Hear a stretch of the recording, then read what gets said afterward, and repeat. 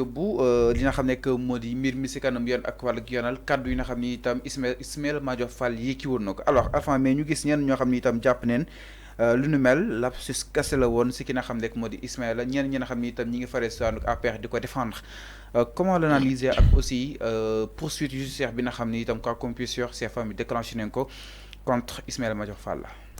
Oui, c'est tout à fait normal. Hein. Lu ñu yàgg a kaas la lu ñu yàgg a wax devant ci sénégalais yi lu ñu yàgg a wax ci plateau bu ne ni que man considéré wu ma ko ni lapsus. Donc ku bokk ci Ismaïla Madior Fall mën na ko considérer comme lapsus mais c'est pas un lapsus. Nit boo xamante ne il a été garde des Sceaux comme ni ma ko waxoon il a été donc ce qu'on appelle ministre de la justice.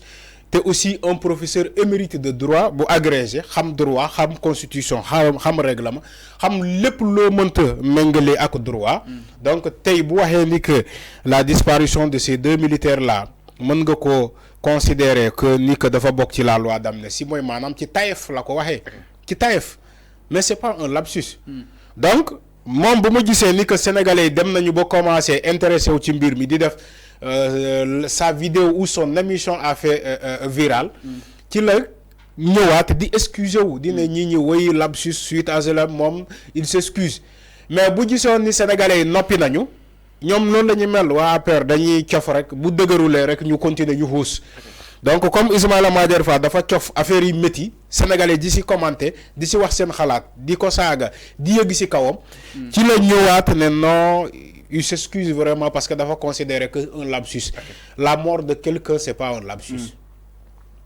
foofu laa bëgg ñu taxaw la mort de quelqu'un wala la disparition d'une personne d'un individu c'est pas un lapsus mais en principe la jàpp ni oui il aime tellement utiliser ce mot là même quand il fait ses cours magistrales là il dit toujours en principe moo la ci moom donc pour wax la ni que la disparition d'un militaire c'est pas un lapsus mënoo ko ranger comme un lapsus boo waxee li nga wax ba pare tu peux pas dire ça un lapsus c'est une faute très grave qui mérite d'être sanctionnée man loolu laa gëm Ismaïla Madior Fall a commis une erreur une faute très grave qui mérite d'être sanctionnée chaque jour ma wax ko balaa les familles de Didier Badji et de Fulbert Sambou di organiser point de presse ou bien di déposer une plainte man yàgg naa ko wax yàgg naa ne ni c'est Ismaïla Madior Fall mérite d'être appelé ñu laaj ko pourquoi mu wax loolu parce que man je considère que c'est pas un lapsus tayef la ku jàng droit ba agrégé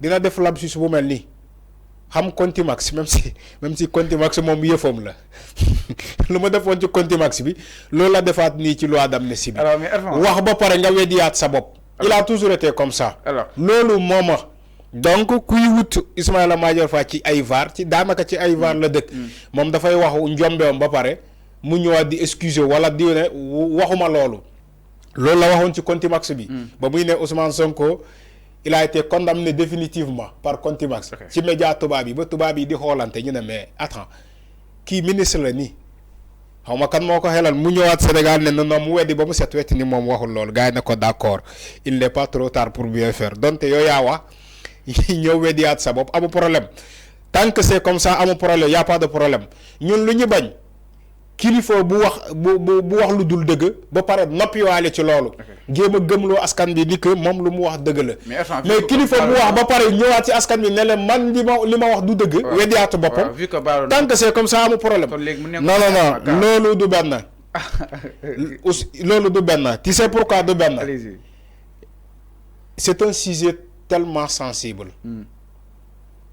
Ousmane Sonko contumace condamné c'est pas tellement sensible moom sax dem na ba ne moom baale na ko lépp loo xamante acharnement contre lui moom mën na ko baale donc c'est pas sensible mais la disparition d'un gendarme et d'un militaire mais ça sëñ bi loolu c'est très très fragile c'est très fragile mën na andi fippu ci benn corps te les corps là lu ñu leen xamee c'est ils font partie de la majorité silencieuse ils gardent le silence dañuy am bàmmeel biir maintenant bu fekkee professeur en droit wax na lii ba mu jur jéeya foofu lañ koy nattee wax ji fan lañ ko foofu lañ koy nattee moo tax ma ne la Ismaïla Madior Fall lu ma ça mérite d'être sanctionné parce que lii mën naa créer une guerre civile du gis nga la les familles keroog ba mu waxee ils ne cessent de multiplier leurs sorties.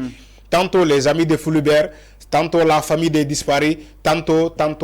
Gis nga ñu ngi commencé di multiplier. Mais avant, après cette saisine exactement, si juge bi, quelle suite donner à cette affaire? Parce que aussi il faut ñu taxaw ci benn mbir mooy Didier Badji ak Fulbert Sambou doona bokkoon ci benn corps, c'est-à-dire ay militaires lañ woon exactement, ay gendarmes la woon et tant d'autres. Mais est-ce que nekkul corps militaire yi moo ko ñoo ko war a li nga xam ne que moo di càmbar? Est-ce que juge bi aussi am na li nga xam ne que moo di justement apte na pour wóolu ki nga xam ne que moo di Ismaïla Madior Fall? Est-ce que concrètement tamit foofu jurul jaxasoo autour que ni ki war a charger li nga xam ne que moo di l'enquête autour de cette affaire? Non bu leen jaxase mbir mi.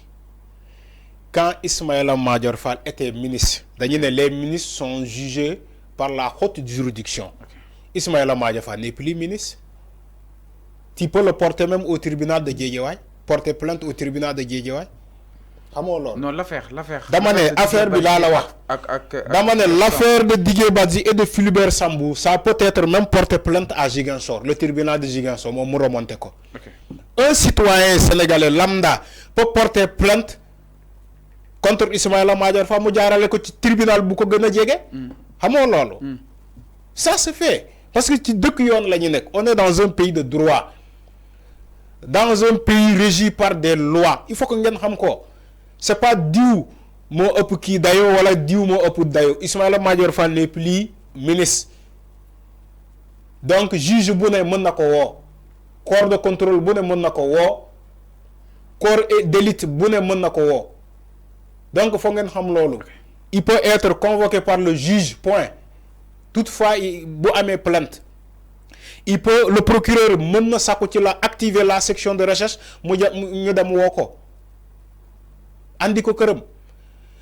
Le procureur peut activer la sûreté urbaine de Bara Sankaré. Est-ce que dans cette affaire, dans cette affaire, le juge est apte pour Ismaïla Madior Fall? Est-ce que dans cette affaire, ce n'est pas bien affaire la grave, mais affaire bi dafa sensible. Tu parles d'un juge qui n'est pas apte. Est-ce que tu mesures la gravité de tes propos? Est-ce que compétence, est-ce que tolluwaay may na ko mu wóolu ki nga xam ne mooy Ismaïla Madior Fall? Parce qu'il y a des dossiers yoo xam ne itam c'est sensible. D'abord, si on dépose une plainte, procureur, quand les centres m'ont instruire, c'est pas un juge. C'est pas un juge. Okay. Mais c'est la question que tu poses. Tu as la réponse devant toi. Procureur, vous avez un dossier sur sa table. Mais procureur, moi, il sent les corps là, soit la section urbaine, ou la section de recette, ou la kenen akenen, ou la brigade de recette, ou la lanan, monako, diou, la bëgg nga dem nga wol mako. Wala nga dem japp mako. Mais procureur lo lay def bu paré mais dossier bi da koy jëbal juge. Tu crois que procureur mom moy juger? Dédé. Procureur day jël dossier bobu jëbal ko un juge, que ça soit de premier instant, de deuxième instant, wala de premier cabinet, deuxième cabinet, troisième cabinet, mais da koy jox un juge. Mo am ay poursuite. Mais c'est comme ça. Non le bindo. Si on active, on dépose une plainte auprès du procureur. Mais juge, moi il à bras le corps le dossier. Il faut un juge.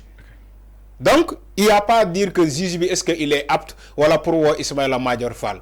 Tous les juges sont aptes pour appeler Ismaïla Madior Fall. De réponse tous les juges qui siègent dans les tribunaux là sont tous, que ça soit premier instant, deuxième instant, troisième instant, ils sont aptes pour appeler Ismaïla Madior Fall. Okay. Tu sais pourquoi? Okay. Il n'est plus ministre. Il n'est plus ministre. Il y a une immunité pour protéger les ministres. Et il n'y a pas aussi un statut d'ancien ministre. Amul statut d'ancien président mo am. Nous continuons de indemniser. Même si Macky Sall dafa voté la loi pour nous continuer de faire ces ministres pendant 6 mois. Il y a une loi qui est loi bobu dañ koy dindi tek ko nalé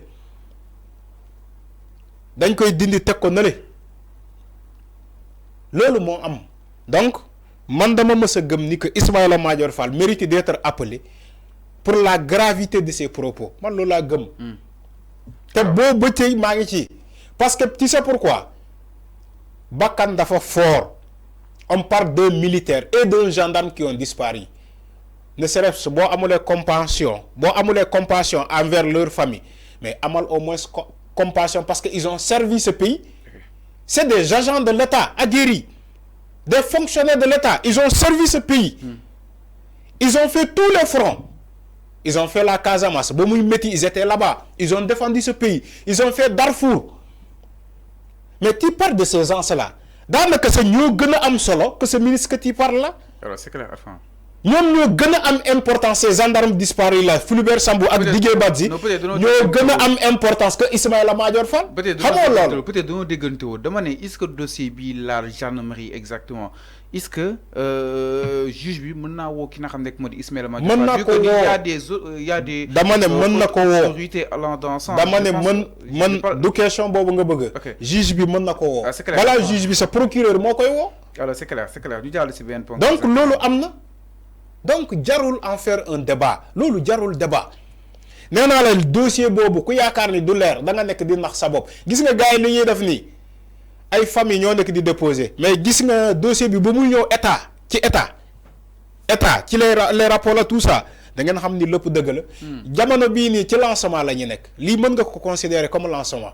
Ay les amis de Fulbert Sambou ou bien de Didier Badji wala les familles de Didier Badji ñom ñoy déposer plainte. Lolu lancement la. Dossier bi état jëlagu ko à bras le corps. Ah bon? Te dinañ non mais c'est toi aussi il faut des enquêtes te dinañ fa tollu gis nga état bu jëlee dossier bobu à bras le corps ci ngeen ni xam ni lepp deug la ciow dina jog fi ngeen fogul da ngeen fone Macky Sall kessé lañuy condamner ci dossier bi non il n'est pas le seul ñom ñep Macky Sall ak kan dama ne ñom ñep képp ku laalee ci ces bilans là surtout garde des Sceaux ministre de l'Intérieur général xawma lan ak lan la hiérarchie de Fulbert Sambou et de Didier Badji xam nañ ci dara pourquoi ils disent pas. ah ñoom ñu ne dafa pourquoi waxuñu. dafa am leen lu leen régir mooy seen jardin secret. bu enquête yi jubee nañ ko dem wax enquêteurs yi voilà bu amee enquête ñu dem raconter ko enquêteurs yi. voilà. ñun ñu ngi leen di xaar ci enquête te enquête dina am allah kulli ali parce que dossier boobu dina leer Fulbert Sambou Didier Badji François Mancabou ak xale yi ñuy rey fii ci manifestation yi xale yi ñuy sànni ci géej gi di gëmloo Sénégalais ni que dañoo lab ci manifestation yooyu yëpp dina leer un jour du am na quelques jeunes ñuy toog ci internet yi di ko wax. dina ne xale yi ngeen gis ne ñu for leen ay plage yooyu ay ngor ay affaires yooyu di gëmloo Sénégalais ni que dañoo lab dañoo mbangaan ji yoon lab te ñoom ñoo doon toroxal xale yi di leen yóbbu géej dóor leen ba ñu màndi sànni leen ci géej gi gis nga ay nit ñi oui am na y a des gens qui le disent hein man waxuma ni que loolu moo am dama ne dafa am ñu ko nekk di wax loolu yëpp enquête moo koy firndeel ni am na wala amul te eggaguñu fa. cette atrocité à ce point. Atrocité acte de torture boobu bu ñu doon torturer xale yi ñuy jàpp ci manifestation di lay yóbbu côté géej gi di leen dóor ba pare sànni leen ci géej gi bu fekkee loolu am na contrairement à ceux qui le dit enquête bu amee loolu yëpp dina leer jarul yàkkamti man waxuma ko keneen ak keneen waxu ko nañu xaar ba enquête yi ñu bu ñu demee ba ñu dugg ci enquête yi ci dossier boobu au fond de ce dossier là léppay leer. incha allah te incha allah dina leer. liñ si war a leeral dama ne dina leer incha allah dina leer nañ jàll ci beneen. ku ñu war a leeral bëri loolu dafay leer laa wax bu yëboo na Sénégalais dem tëdd nelaw yi dina leer loolu je crois que Ousmane Sonko wax na ko moom mën na baalee jëmm boppam moom amu problème mais concernant Didier Badji ay Fulbert Sambou ay kii moom mënu ko baale parce que ça lui dépasse c'est au-delà de lui c'est une affaire de toute une nation c'est pas lui en tant que premier ministre. C'est une demande sociale point sénégalais ñoo laaj loolu pour loolu leer donc du Ousmane Sonko moo koy baare wala Diomaye. alors donc mi ngi noonu exactement la situation si ki nga xam ne que moo di Ismaïla Madior Fall autour de cette affaire donc jàpp leen itam fu mu toll nii sa convocation elle est imminente parce que li nga xam ne que moo di la famille saisir nañ exactement le 3e juge d'instruction bi nga xam ni itam ñi daal di sàkk si moom. pour ñu daal di koy wowal ki nga xam ne que moo di Ismaïla Madior Fall su ñëwee mu daal di war a mën a leeral lim xam si dossier bi parce que dem ba siy def ay révélations yu ni mel du ñàkk itam xam na si dara exactement si li nga xam ne que moo di le dossier de Fulbert Sambou ki nga xam ne que moo di Didier Badji exactement alors avant daal di jàll si leneen sans plus tarder par rapport ak li nga xam ne que moo di aussi l'information